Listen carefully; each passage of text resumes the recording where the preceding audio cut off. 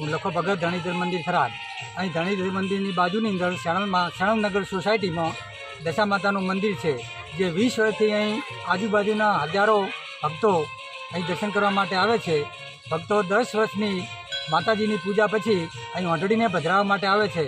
અહીં પધરાવવા માટેનો કુંડ પણ બનાવવામાં આવે છે અને માતાજીની 10 દિવસના વ્રત પછી અહીં પધરામણી કરવામાં આવે છે।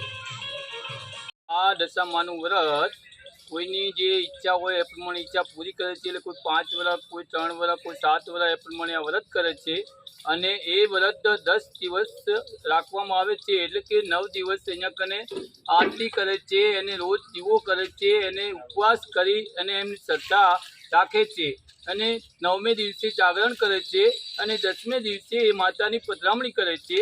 આ પધરામણી કરવાથી માતાની તમામ ઈચ્છાઓ એમની પૂર્ણ કરે છે અને એમને સફળતા પણ મળે છે।